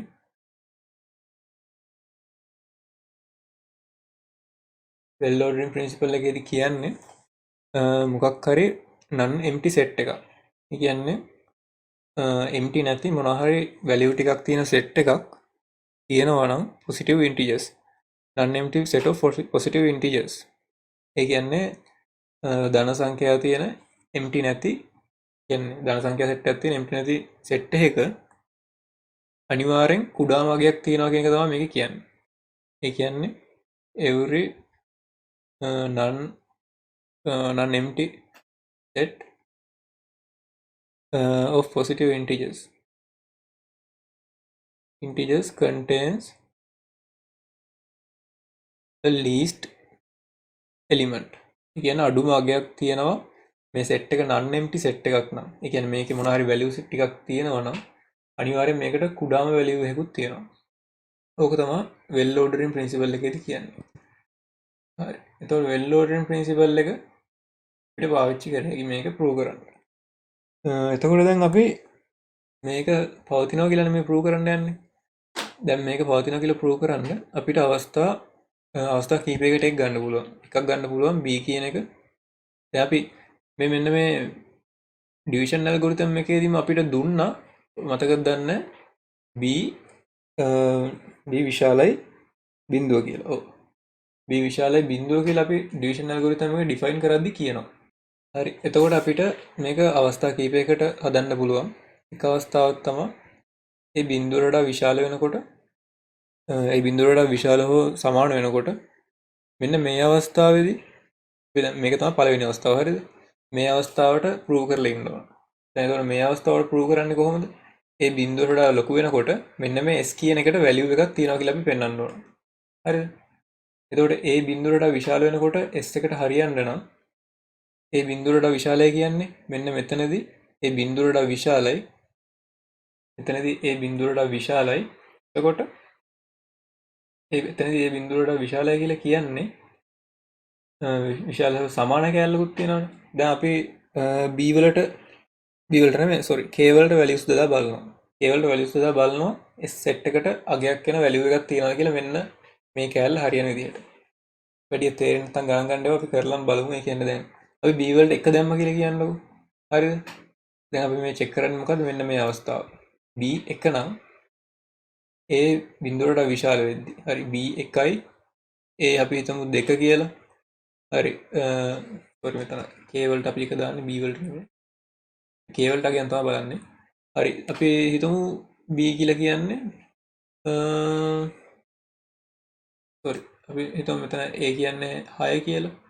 b කියන්නේ එතකොට අපි හිතමු මොකක් හරි b කියන්නේ මොකක් හරි 2 වගේ එකක් කියලා හිතමුකෝ. හරි එතකොට 6න් 2ක් ගියාම 4යි. බිඳුවට වඩා ලොකුයි. එතකොට 1 හරියද? නෑ හැබැයි මේ අවස්ථාවේදී අපිට 1 හරි කියලා කියන්න බෑ. මොකද දැන් මේ 1 එන අවස්ථාවේදී අපිට මේ a කියන එකට a කියන එක බිඳුවට සමාන වෙන අවස්ථාව බලන්න k එක වෙලා ඒ බිඳුවට සමාන වුණොත් එහෙම මෙන්න මේ අගය b කියන එක දීලා තියෙනවා අපිට බිඳුවට වඩා ලොකුයි කියලා. ඒතකොට අපිට කිව්ව හැකි a එක වෙලා ඒ බිඳුව වෙන අවස්ථාවේදී b බිඳුවට වඩා විශාලයි කියන්නේ මේ අගේ ඍණ අගයක් වෙනවා. එතකොට ඒක බිඳුවට වඩා විශාල වෙනවද? බිඳුවට වඩා විශාලව සමාන වෙනවද? නැහැ. එතකොට මෙන්න මේ කෑල්ල වර්ධිනවා. ඒ හින්දා අපිට කියන්න බෑ b1 කියලා. අපි හිතමු b බිඳුව කියලා. b බිඳුව කියලා හිතුවොත් එහෙම අර හැම අවස්ථාවකටම හරියනව නේද? බලන්නකෝ දැන් b බිඳුව වුණොත් එහෙම හරි එතකොට මේ කෑල්ලම බිඳුවට යනවා. එතකොට s කියන සෙට් එකේ මොකද්ද ඉතුරු වෙන්නේ? a. එතකොට a කියන එක බිඳුවට වඩා කොහොමද විශාලයි? ඒ කියන්නේ අපි a කියන එක විශාල හෝ සමාන අවස්ථාවනේ ගන්න. හරිද? එතකොට මේක හරියනවා මෙතෙන්ට. මොකද b කිය කෑල්ල නැති වෙලා යනවනේ b බිඳුව වුණාම. හරි. එතකොට a සමානයි බිඳුව කියන එක මේ සෙට් එකේ වැලියු එක. හරි එතකොට k සමානයි බිඳුව කියන එක සෙට් එකේ වැලියු එකක් කියලා නෙමෙයි අපි කියනවා. එතකොට k සමානයි බිඳුව වෙනකොට මෙතන මොකක්ද ඉතුරු වෙන්නේ? a නේ. හරිද? k සමානයි බිඳුව වෙනකොට a කියන එක මේ සෙට් එකේ වැලියු එක. s කියන සෙට් එකේ වැලියු එකක් තමයි a කියන එක. හරි එතකොට ඒ විශාලයි හෝ සමානයි අවස්ථාවේදී අපිට s වලට වැලියු එකක් තියෙනවා. දෙන්න පුළුවන් ඩිෆෝල්ට් වැලියු එකක් තියෙනවා. හරි එතකොට ඒ අවස්ථාවට ඒක හරි. එතකොට අපි තව අවස්ථාවක් චෙක් කරන්න ඕනේ. ඒ විශාලයි හෝ සමානයි බිඳුව චෙක් කරා. අපි අනිත් අවස්ථාව චෙක් කරන ඒ කුඩයි බිඳුව. හරි. ඒ කුඩයි බිඳුවට චෙක් කරන්නේ කොහොමද? ඒ කුඩයි බිඳුවට චෙක් කරන්න අපි අර කලින් වගේ දාලා බලනවා කෝකටද හරියන්නේ කියලා. කලින් වගේ එක දාලා බලමු. හරි එක දැම්මා. එක දාලා මේක 2 වෙලා මේක 3 වගේ වුණොත් එහෙම එතකොට 3න් 2ක් ගියාම 1යි. එතකොට හරි එතකොට ධන වෙනවා. එතකොට ලොකු වෙනවා. හැබැයි හිතන්න අර කලින් වගේම අපිට ගත්ත හැකිනේ. ඒ දැන් මෙතන කුඩයි බිඳුව කියලානේ කියන්නේ. ඒ කියන්නේ මේක ඍණ අගයක් එන්නේ. මොකද ඍණ අගයමයි එන්නේ. ඒ හින්දා එක වගේ එකක් ගත්තොත් මෙතන ඍණ අවස්ථාව තියෙන්න පුළුවන්. අපි ගන්න ඕන ඕනම අවස්ථාවකදී මේ සෙට් එකේ වැලියු එකක් තියෙනවා කියලා ප්‍රූව් කරන්න ඕනම අවස්ථාවකදී මේ අවස්ථාවට හරියන මේ අවස්ථාවේ ඒවා තියෙනවා කියලා අපි ප්‍රූව් කරන්න ඕන. හරි. එතකොට අපිට බලමු මොන වැලියු එක දැම්මොත්ද මේක හැම එකටම හරියන්නේ. k වලට. k වලට එන්න පුළුවන් වැලියු මොනවාද? ඕන්න පොඩ්ඩක් හිතලා බලන්න. හරි.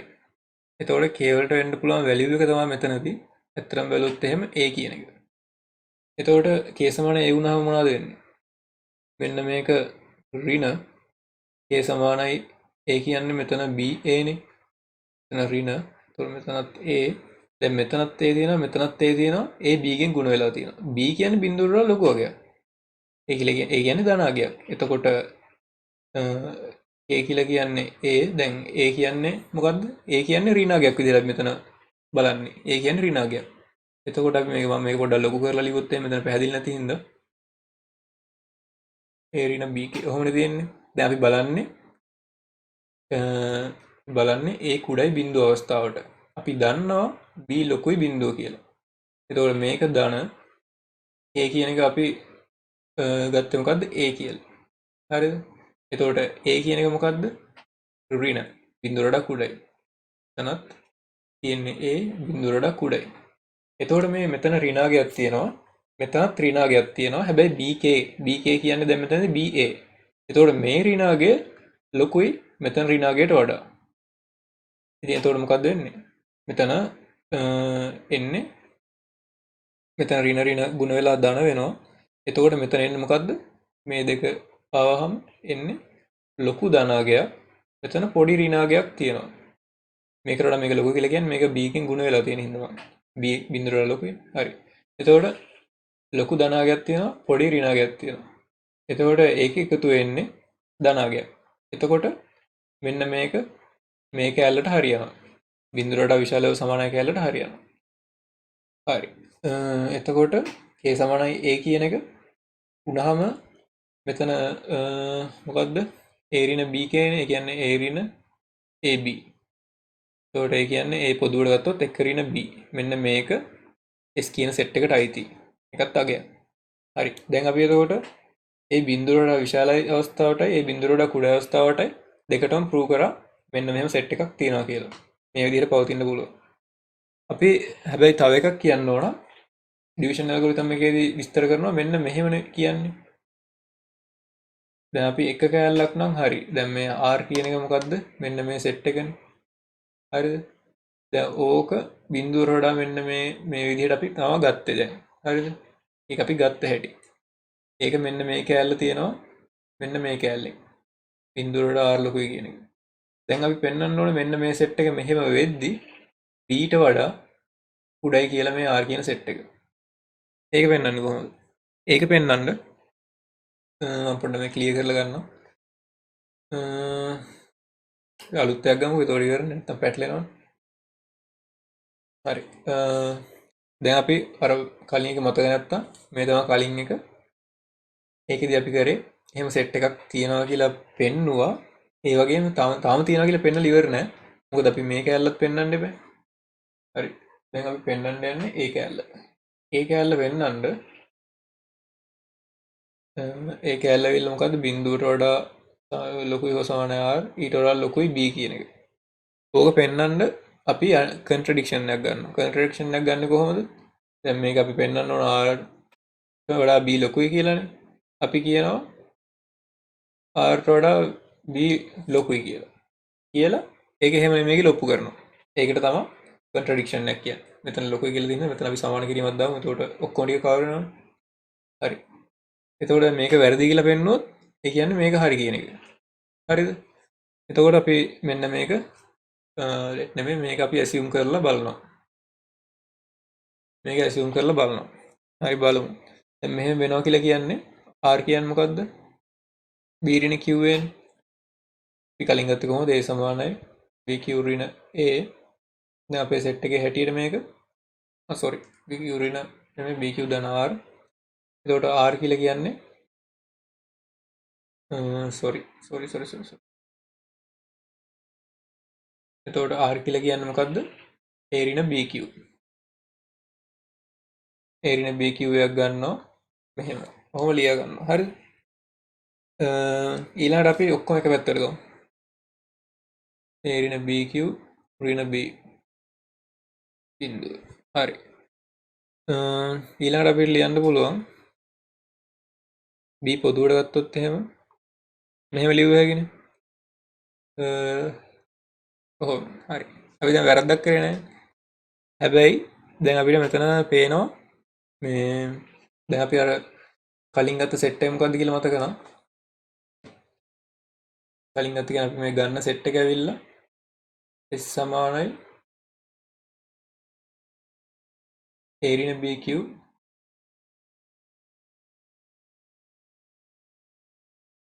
සමානයි a ඍණ bq ඔහොමනේ අපි ගන්නෙ. හරිද? ඔහොම කියලා ඔහොමනේ අපි සෙට් එක ගන්නෙ. එතකොට දැන් ওই සෙට් එකේ ඔය සෙට් එකේ කුඩාම එලිමන්ට් එක තියෙන්නේ. හරිද? ඔය සෙට් එකේ ඒ කියන්නේ දැන් අපි අර මට ඒක කියන්න බැරුණා. දැන් මෙතනදී මේ වෙල් ඕඩරින් ප්‍රින්සිපල් එකේදී කියන්නේ මොකද්ද? මගේ ප්‍රින්සිපල් එක කිව්වට එතන විස්තර කරේ නෑ ඒක පොඩ්ඩක්. මේ ප්‍රින්සිපල් එකේදී කියන්නේ every non-empty set has a least element. හරිද? එතකොට මේකේ least element එක මේකේ least element එක එතකොට තියෙන්න බෑ. අපි මේ least element එක r කියලා ගන්නවා. හරිද? ඒකේ කුඩාමගේ තමයි අපි r කියලා ගන්නෙ. හරි. එතකොට දැන් ඒකේ least element එක තමයි r. එතකොට r සමානයි a ඍණ bk. හරිද? එතකොට r තමයි අර s කියන සෙට් එකේ least element එක. හරිද? r කියන සෙට් එකේ least element එක. පොඩ්ඩක් මේක තේරුම් ගන්න බලන්න ආයෙ පාරක් බලලා හරි. එතකොට r least element එක. හැබැයි මෙන්න අපිට තව වගේක් ඇවිල්ලා තියෙනවා. දැන් මේ a ඍණ bq කියලා a ඍණ bk කියලා අපි ගත්තේ. a ඍණ bq කියලා සෙට් එකක් ගන්න අපි. හරිද? ඒ කියන්නේ අපි මේව කරන්න යන්නේ. දැන් එතකොට මේ k කියලා ගමුකෝ. එතකොට තේරෙනවා. k කියන්නේ මොකක් හරි කියලා. හරි. දැන් මෙන්න මේ අපිට මේ ඇවිල්ලා තියෙන එක මෙන්න මේ ඇවිල්ලා තියෙන එකත් මේ මෙන්න මේ සෙට් එකට අයිති නේද? ඔව්. එතකොට දැන් මේ ඇවිල්ලා තියෙන එකත් සෙට් එකට අයිති. a ඍණ bq. හරිද?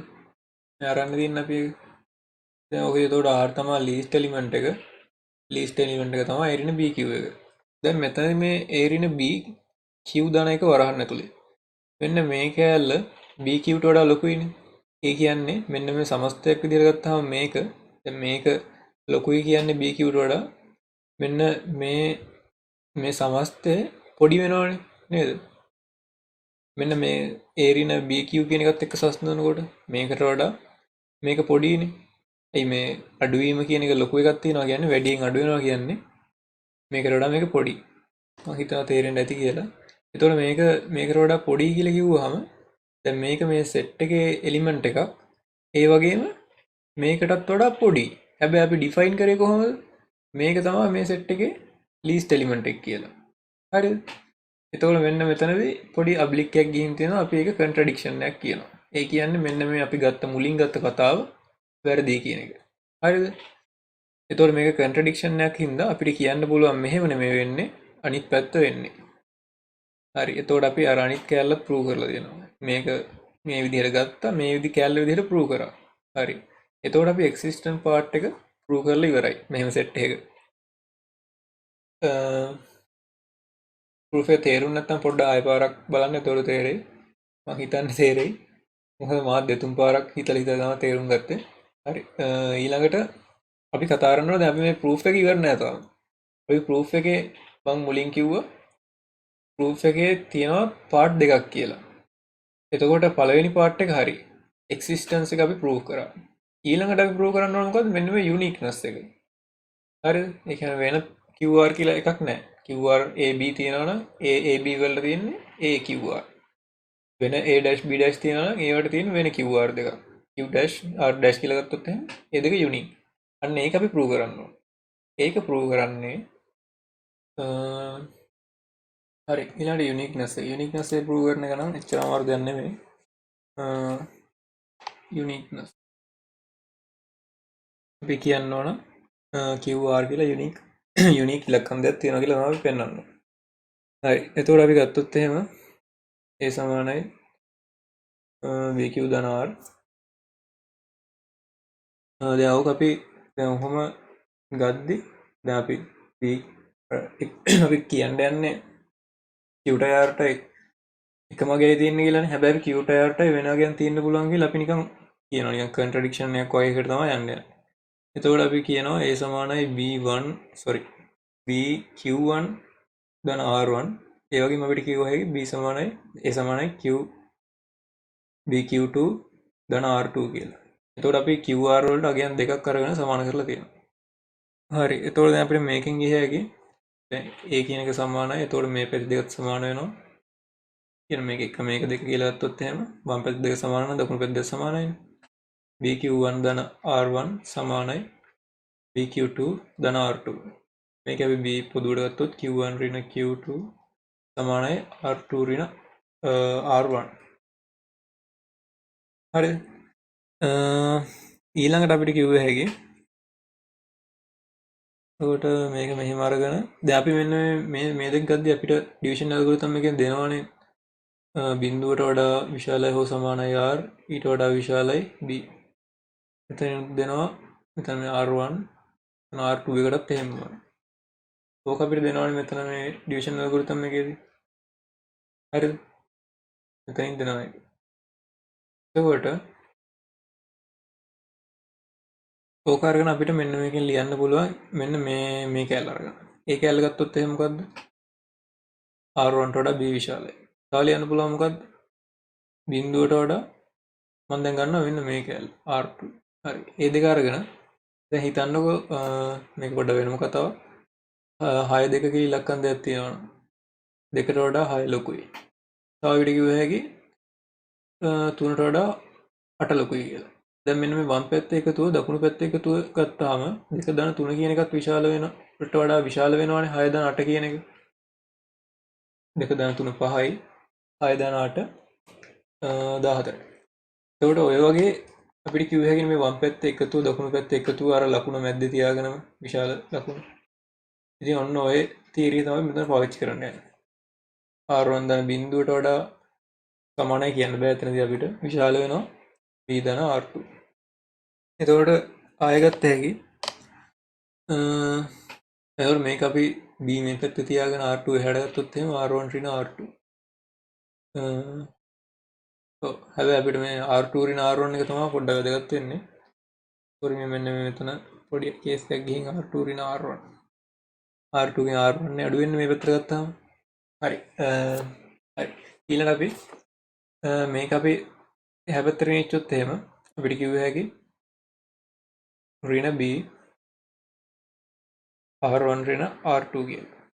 හරිද? sorry. මෙතන පැත්ත මාරු වෙන්න බෑ අපිට. r2 ඍණ r1 ලකුණු මාරු වෙනවා. හරි. එතකොට අපිට මෙන්න මෙහෙම ගත්ත හැකි. දැන් ඔය වගේම තව එකක් ගත්ත හැකි නේ අපිට. දැන් අපි ගත්තේ මේ කෑල්ලයි මේ කෑල්ලයි. අපිට අනිත් පැත්තත් ගන්න පුළුවන්. කියන්නේ මේ කෑල්ලයි sorry. කියන්නේ අපිට ගන්න පුළුවන් මේ කෑල්ලයි මේ කෑල්ලයි. ඒ කෑල්ල ගත්තාම මොකද වෙන්නේ? අපි ගන්නවා මොකද මුලින්ම ගන්න ඕන r2 ට වඩා b විශාලයි කියන එක. එක ගන්නවා තව ගන්නවා බිඳුවට වඩා r1 විශාලයි කියලා. දැන් ඔකත් අර දෙම කරලා බලනවා. r2 ධන බිඳුව විශාලයි b ධන r1. දැන් ඔකෙදි r2 ඍණ r1 මේ පැත්තට ගත්තා b මෙහෙම ගත්තා. කොහොම එකක් එනවා අපිට. හරි දැන් මේ දෙක එක්කව කරලා ලිව්වා කියමුකෝ. ඔය දෙක එක්කව කරලා ලිව්වොත් එහෙම එන්නේ මොකද්ද? ඍණ b ට වඩා r2 ඍණ r1 කියන එක විශාලයි. ඊට වඩා විශාලයි b. දැන් මේ කතාව ඇවිල්ලා r2 ඍණ r1 ගේ ඇබ්සලියුට් වැලියු එක දැන් අතන මේකෙන් කියන්නේ r2 ඍණ r1 ගේ ඇබ්සලියුට් වැලියු එක b ට වඩා කුඩයි කියන එක තමයි මේකෙන් කියන්නේ. ඍණ b ට වඩා විශාලයි ධන b ට වඩා ලොකුයි කියන එක. හරිද? මම හිතන්නේ තේරෙන්නද මම හිතන්නේ මේ තීරිය දන්න ඇති ඔයාලා. හරි අපි ඊළඟට ගත්තොත් එහෙම දැන් මේක අපි මෙහෙම ගත්තා. දැන් අපිට මෙන්න මේ r2 ඍණ r1 එක ආව නේද මෙන්න මෙතනින්. r2 ඍණ r1 එක මොකද්ද? b q1 ඍණ q2. ඕක r2 ඍණ r1 ට සමාන වුණානේ අපිට. ඒතකොට මේකේ ඇබ්සලියුට් වැලියු එක මේකට වඩා මේක විශාල එකකට වඩා. හරි. අපි එහෙම ගත්තා කියලා කියමුකෝ. හරි. මෙතන මේ ඇබ්සලියුට් වැලියු එක ගන්න ඕන. මේක ඇල විතරනේ b කියන එක කොහොමද අපිට දීලා තියෙනවා කියන්නේ. හරි. කියන්නේ b කියන එක විශාල බිඳුව කියලා අපි කොහොමද දන්නවනේ. මෙහෙම ගත්තා. හරි. ඊළඟට මොකද්ද කරන්න පුළුවන් දෙපැත්තෙන් b තියෙනවා b අයින් කරා. එතකොට b ගෙන් බෙදුවම 1යි. q1 ඍණ q2 මෙන්න මෙහෙම එනවා. එකට වඩා කුඩයි කියලා. හරිද? ඊළඟට හරි දැන් ඊළඟට අපිට කියන්න පුළුවන් දැන් මෙතන මේකේ ඇබ්සලියුට් වැලියු එක ගන්න අපි අරන් තියෙන්නේ. ඒතකොට මේ ඇබ්සලියුට් වැලියු එක කියලා කියන්නේ මොකද්ද? මේක ධන එකක්. එහෙම නැත්නම් බිඳුව. හරිද? එතකොට මේක ඍණ සංඛ්‍යාවක් වෙන්න බෑනේ ඇබ්සලියුට් වැලියු එකකින්ද? එතකොට මේක ඇබ්සලූට් වැලියු එකක් නිසා අපිට කිව්ව හැකි q1 ඍණ q2 කියන එක බිඳුවට වඩා විශාලයි හෝ සමානයි. බිඳුව වෙන්න පුළුවන්. හරි. ඊළඟට දැන් මේකෙන් ඇවිල්ලා තියෙනවා මෙන්න මේ කැලෙන් ඇවිල්ලා තියෙනවා එකට වඩා කුඩයි කියලා. දැන් එතකොට අපි මේක පොඩ්ඩක් කියවලා බලුවොත් එහෙම බිඳුවට වඩා විශාලයි හෝ සමානයි එකට වඩා කුඩයි. ඒ කියන්නේ q1 ඍණ q2 මොකක් වෙන්න පුළුවන්? බිඳුවට වඩා විශාල අගයකුයි බිඳුවට වඩා විශාල හෝ සමාන අගයක් එකට වඩා කුඩා අගයක්. එකට වඩා කුඩා අගයන් තියෙන බිඳුව බිඳුවට වඩා විශාල සමාන අගයන් තියෙන්නේ අරකටත් හරියන්න බිඳුව. ඒ කියන්නේ මොකක්ද? අපිට මෙතනින් කිව්ව හැකි q1 ඍණ q2 සමානයි බිඳුව කියලා. එතකොට අපිට ඒකෙන් ඔප්පු කර හැකි q1 සමානයි q2 කියලා. දැන් අපි ඔප්පු කරන්න ඕන එකක් ඔප්පු කරා. q1 q2 ට සමානයි කියලා. අපිට ඒකෙන් ඔප්පු කරන්න ඕනේ. මොකද q1 q2 ට සමානයි කියලා කියන්නේ q1 q2 ට සමානයි කියලා කියන්නේ මෙන්න මේ q කියන එක යුනික් අගයක්. ඒකට වෙන අගයන් දාලා හරියන්නේ නැහැ. මොකද කොච්චර අගයන් ගත්තත් මේක එකම අගයක් තමයි එන්නේ. ඒක අපි ඔප්පු කරා q1 සමානයි q2 කියන. ඒක අපිට ආදේශ කරලා හරි මෙතනට ආදේශ කරලා අපිට පෙන්වන්න හැකි r1 සමානයි r2 කියලා. එතකොට අපිට ඒකෙන් ඔප්පු කර හැකි මෙන්න මේක යුනික් අගයන් දෙයක් කියලා. හරි. මම හිතනවා ඒක තේරෙන්න ඇති කියලා. හරි. අපි එහෙනම් අදට මෙතනින් නවත්තමු. මම හිතනවා පොඩ්ඩක් හරි තේරෙන්නේ නැතුව තිබ්බ කෙනෙක්ට ඒ කියන්නේ අතහැරලාම දාලා හිටිය කෙනෙක්ට හරි තේරෙන්න ඇති කියලා. ඒ හින්දා මම හිතනවා කාට හරි තේරෙන්න ඇති කියලා. හරි. එහෙනම් අපි අද මෙතන මේකෙන් නවතුන. එතකොට මම අද කරේ DC build එක ගැන කතා කරා. ඩිවිෂන් ඇල්ගොරිතම් එක ගැන කතා කරා. හරි. එතකොට ඊළඟ ලෙසන් එකෙන් අපි කතා කරමු ප්‍රයිම් නම්බර්ස් ගැනයි ප්‍රයිම් නම්බර් වල තියරම්ස් ගැනයි.